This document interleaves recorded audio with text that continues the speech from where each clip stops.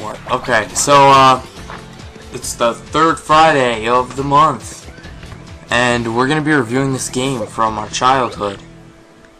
Yeah. It's called Paper Mario: Thousand Year Door.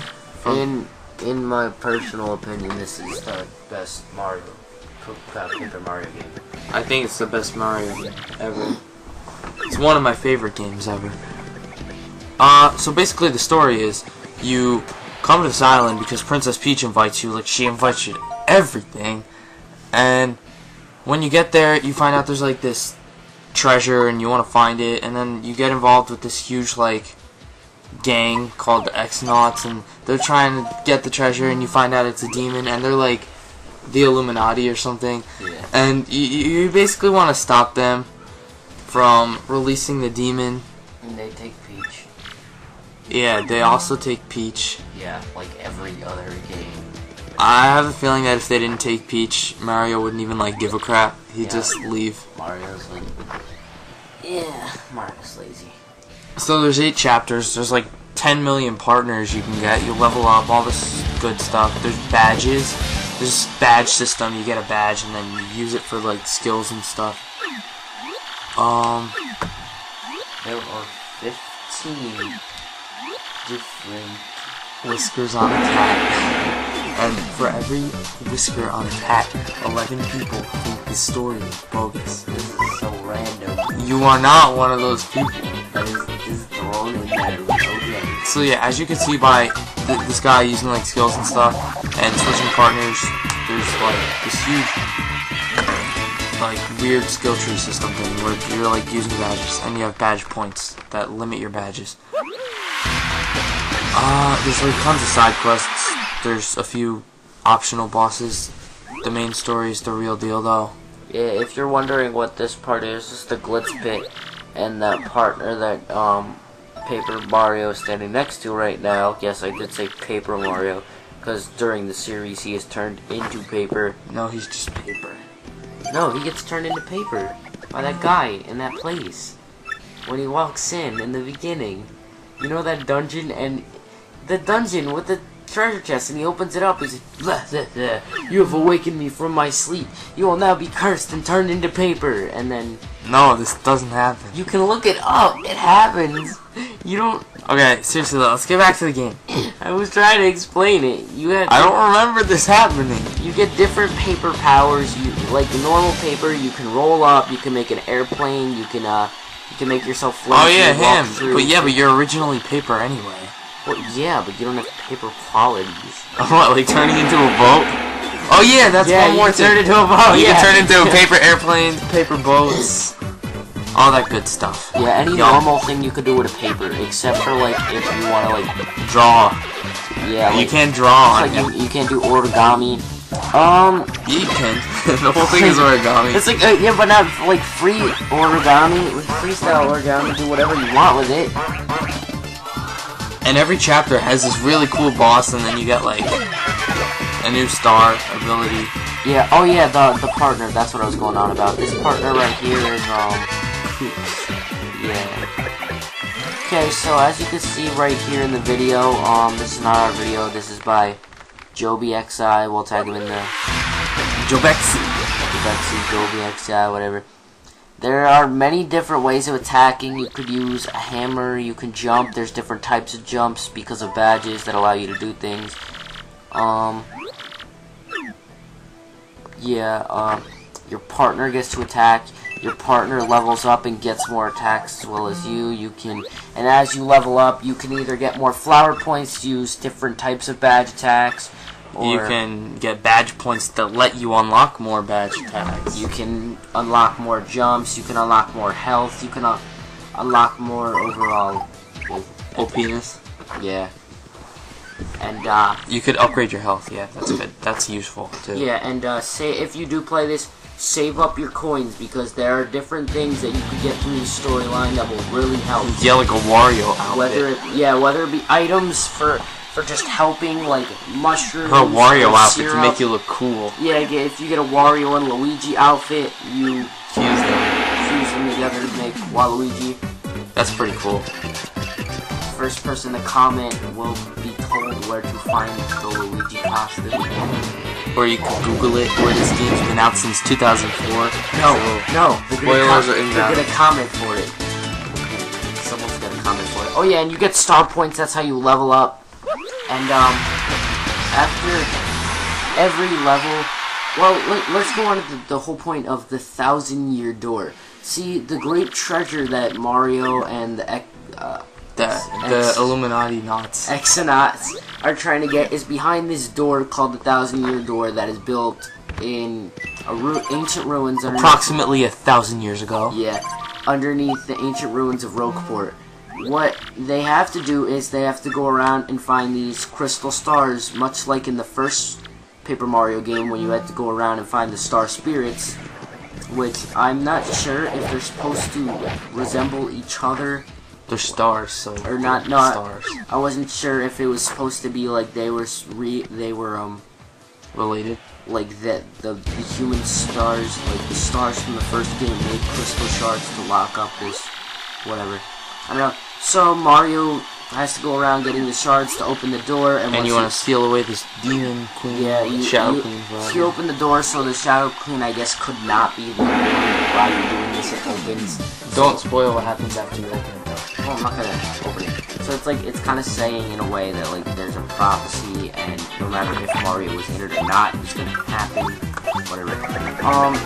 So every time you get a shard, I don't know if you'll notice, but when you're fighting, there's a blue bar up here with different colors, and there's a star at the beginning of the bar, and then there's different colors. And all the crystal stars have special powers. Yeah, as you get them all, you'll unlock more powers, whether it be full-on attacks like Earth Tremor, or Lucky Star, where you would get, well, free stuff. Yeah, like extra health, like flower Sweet points. Feast. Sweet Feast. Sweet Feast does that too. Yeah, and it really helps when you're running low on a fight. Yeah, so aside from the regular storyline, there are actually a lot of different things you could do afterward. Different like things this. to find. You can find shards. You can talk to Merlin. There's a lot of. You can talk to Merlin because he's a good conversationalist. No, because if you talk to Merlin enough, you can level up your partners. Yeah, and then you'll have OP partners. There's a side quest to raise your partner's level cap. Yeah. Okay. Let's start getting into characters. Well, of course, there's Paper Mario. I don't know if you wanted to call him Mario. Yeah, he's Mario. Luigi comes up too. He just like tells a story about how he went to the Waffle Kingdom. He tells a story, and there's a book you can get where you read over Luigi's tale. And what it is basically it's like the same storyline as this, only with Luigi. Like Luigi gets partners, Luigi's finds something. I don't know if the and he goes to the Waffle Kingdom. Yeah, I don't know if Nintendo was supposedly gonna make a game for that back however many years ago, but I guess they didn't. That would be fun to play. Yeah, so now Paper Mario is dead. Yeah, so now let's count off the partners. Paper Mario. Partner number 1, Goomvella. No, I don't want to go through the whole list of partners. It's spoilers for a game that came out almost 10 years ago. Fine. Okay, we'll give you the first 3 partners. Or you want to just give the race partners? No. Nothing at all? The partners come in all sorts of Mario races. Let's just say like, look, there's a Yoshi right there. Yeah, I was gonna say, let's just say there's a Yoshi. We'll leave it at that. And whatever, depending on what time you hatch your Yoshi egg, or how long from when you got the egg, it's a different color. And I think that's cool. And the good thing about it is, I don't know if anyone else has noticed this, but as you go through Mario games, there's always different enemies that you can fight. And a lot of people want to know, like, oh, what's that? Never seen that before. This game kind of touches on that, and you have a partner who has an attack called Tattle, and you can physically fill out a book with every single almost like a Pokédex. Yeah, it's like you're finding every species of enemy in the Mushroom Kingdom. Things you didn't even know existed, you can find. Yeah, and you can also tattle on maps. Yeah, you can find different items, and you can even find different partners that don't have to do with the story. Hidden badges, hidden... Oh yeah, there's that one optional partner that you can get. Yeah. And, there's different... Your partners each have different special abilities that help you find secrets hidden throughout the storyline, whether it be blowing paper away, or even just grabbing something. Hiding yourself underground. Yeah. That's the coolest one. It's my favorite part right there. Yeah, my favorite. Yoshi grabbing things with his tongue. He doesn't. I thought he wanted flies. He can grab things with his tongue too. You ever see that? No. He just sticks his tongue out and grabs something in front of him. Yeah. I just remember flying. And then Koops could do that too, only he just slides and just flies and one grabs it. Well. So, yeah, another thing is there's a crowd when you're fighting, because since it's paper, it refills your star things. It kind of makes it look like a story, and you're performing on a stage, and like sometimes if you attack, the stage will literally fall down, things will fall from the sky. And then Hooktail eats your audience. It's very interactive, yeah. But you gotta be careful because there can be enemies in the audience throwing rocks and stuff at you. So, but sometimes, don't be fooled, they throw good items like mushrooms. Yeah. And drugs. Yeah, there have been like enough mushrooms. Times, there have been enough times a guy's about to throw a mushroom at me and I whack him with my hammer. He's like, what? What? What? Ungrateful little... Yeah. Oh, there's places called inns where they just have heal. And yeah, like they every just have a random bed you can lay in, but you have to have a pass to go there for free. Sometimes you could like. I'm pretty sure there are areas you can get them. Yeah, and the good thing is it's not just like the regular Mario games where you go through the levels and you beat them and you get to the end. No, to get to even start levels, there's always a problem. Whether there's like a problem you need to get through before you can actually get to the chapter. Yeah, like one partner, you have to find a way into his house because he's tired and sad. Whatever. And you gotta like Assassin's Creed your way through his roof. Yeah, and then Rogueport is the main town in the story. Yeah, screw Mushroom Kingdom, you're in Rogueport now. Yeah, half of it you're not even allowed to go to until you find this person, this chef's contact, because he's like, oh, I dropped my contact, can't walk over here. And arguably, the part that she's blocking for like an entire half of the game is like the best town ever. And the good part is you don't just stay in one town. You can travel around, like, there's that, Petalburg place where the Koopas. Yeah, you could take a train to, yeah, there's a train you could Ashley Heights. Yeah. Take the blimp to the glitch pit. Yeah, I'm not gonna names. But, there's also interactive backgrounds. You know, like, you could see in the background, like, a hill or a pipe or something. You go down a pipe and you'll come out the pipe in the background. Yeah, and there are different types of pipes that you can unlock as the story goes on, which will take you back to different worlds that you've been in. And every world... there's a little shortcut. See, it is, in a way, like any old Mario game, with all 8 worlds, different fights, different bosses, different last levels, and they all have to do with something different to get what you're trying to achieve to save Princess Peach.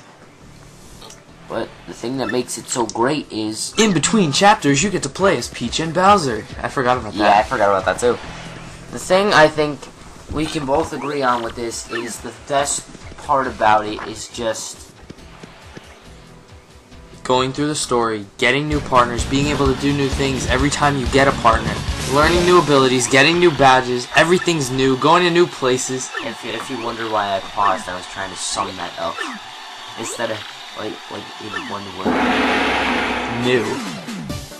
Yeah. It's an innovation. It was new. And then Sticker Star came out, and the entire series of my childhood got killed. Yeah, that's one of the greatest reasons about it. It was new. It wasn't like the first Paper Mario game. The first Paper Mario game didn't even touch on the fact that he was paper. This overall... It was an RPG with like 2D graphics, yeah, but it was still really good. It revolutionized the entire idea of what you could make of a video game. Instead of just having a regular storyline that people go along with to beat levels, it had a storyline it actually breaks the fourth wall. It's like a storyline you want to listen to. You want to catch in. It's like a game that's also a story, and it literally touches on the fact that it's a story. It actually is a story. In the first pages, it tells like the and on the title screen, there's like a book and it opens. And it's like and it tells you the story. Okay, so let's get into rating the game. I mean, I have to go with. Well, let's start off like categories. 12.24. We're gonna rate out of 10. With fighting, I would rate it. There's an ad on this video. Disney Infinity. It's Walt Disney and Mickey Mouse. Ew. Yeah, I already told you this isn't our gameplay. Yeah. The fighting, I would rate a perfect 10 because there are no glitches. There's no problems. You can even get stylish when you attack, which makes your attacks. Oh, there's also the whole idea of taking risks, like pressing A to block is cool, and then you could also risk it and press B to completely like reverse the attack, but it's a lower chance you'll get it. With most it lets you interact with everything. With most games, it's just attack and then you see what happens. This, you can attack however action commands. That's the best part of the game. Action command. When you press an attack, there's something you have to do to perfect the attack. Like press A to jump, and then you press A on the enemy to jump on them again. And then like hammer, you gotta hold the left stick to the left until a certain timing, and then smash your hammer on their head. Yeah, even the partner's attacks, like click in LR as fast as you can, LNR. Yeah, see, look at this right here with like little knobs, knocking fire. Yep. So yeah, combat, I would say like 10. Yeah, actually. combat. I don't usually 10. rate things high, but yeah. Storyline. Storyline overall, I would give. I liked it, but the fact it would have been good if they didn't steal Princess Peach. That was kind of like it kind of takes. I understand that without Princess Peach getting captured, they wouldn't have known that where the X-Nauts were chilling. Plus, Mario would have the thing is, if Princess Peach was never captured, Mario would have never went on this journey because he wasn't searching for anything in the first place. Where Peach goes, Mario goes. Yeah. So in hindsight, you're basically saying that everything could have just. I mean, like I know what I'm saying Peach, is no, I'm not. I mean, like the storyline is saying if Princess Peach never got kidnapped, Mario wouldn't have to do anything. So like the whole plot could have been avoided if Princess Peach could just stop being. Yeah, exactly. I feel like if Princess Peach wasn't in it, and they could easily fix up the storyline to go without her. Yeah, if they had it where Mario had for some reason had to go after the stars, whether it be relating to the first game with the stars, like in any way, like Super Paper Mario. When it comes to stories, Super Paper Mario, because you didn't save Peach, you were like out there saving the world. Peach was a partner. Peach was your partner. Peach helped you. Bowser helped you. Yeah, like all the enemies were gone. That's it. Yeah, everything you thought you knew was completely different style. That was a revolutionizing thing as well, but it also had many holes. So overall, with gameplay of the storyline, I would have to say probably like 8.5, 8.9. Yeah, I'd say 8.5. Yeah, somewhere around there. Okay. Now on to like the overworld of the game, walking around on the field, not battling, like exploration. Well, overall, there are also glitches when walking around. You can walk into buildings. Plus, especially you can. Well, not. There are some like buildings. You can see your sprites like spazzing on the walls. Yeah. One thing that really got to me was invisible walls sometimes that like block you from going up places. Yeah. But one thing that really got to me was the Punies. The Puny world. You have to walk across this platform. And in some ways, it's almost like impossible to see. Oh yeah, you can't get all the Punies to like come with you, and you gotta wait a while. But that's chapter 2, and that chapter sucked. Yeah, I think we can agree on that. Like literally, we started playing when we were like 6, and we just stopped. And then we stopped playing. We had to start over like 10 years later, even though we're not even 16. Like out of like we started again 2 years later, and it took us maybe 3 weeks before we finally figured out what we had to do. It's like the longest chapter of the game. Yeah, so yeah, as you can see, there are bugs with overall. But there is a plus. With all the partners, they all have special field abilities, like Goombella and her Tattle, and then there's some that help you get to things, like Koops with his Kicky Kick. One of the partners lets you hide underground, so that like when things are passing by you, you can hide underground, let them pass, come back up later. One can make things explode. Oh yeah, that one's cool. One can fly. Oh yeah, one can fly, but we already announced that's Yoshi. He can like hover for like 2 seconds. And he like runs out of breath, he's like, "Hur, hur." Yeah, you ride around on him, he makes you run faster, I like that too. Let's rate badges next. Badges. Alright, but what about this? What's your rating? I have to say, maybe like... For for overall field exploration. Somewhere in between a 7 and an 8. I'm gonna go high. I'm gonna say 9, but that's only for the fact that I looked up walkthroughs and I know where everything is. So I got used to the pathways. So I'm gonna go with an 8, only because of all the things that piss me off about it. Like sometimes I'll see an area, one of those little cracks in between buildings you think you could squeeze on through, but there's an invisible wall there and you can't. It's just made me go insane. I always want to know what's behind stuff. Like other fields, this has revolutionized with the badges. It was a new concept, and it was overall just perfect because it just took your old boring jump and hit with hammer and made you do whatever you wanted with it, and you could literally do whatever you wanted and however you wanted. Like there was different. Well, not even get to choose the controls, but there you got to select your badges that you wanted out at a time, and every badge had like a different action plan to it. You got to choose your own attacks.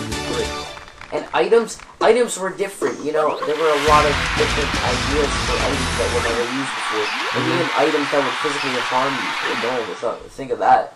Items that harmed you, but I think they benefited you as well. Yeah, you can even make your own items, you can get someone to cook. Oh yeah, you could take your recipes and combine them. There's hidden items, hidden foods. Overall, what's your favorite badge in the whole game?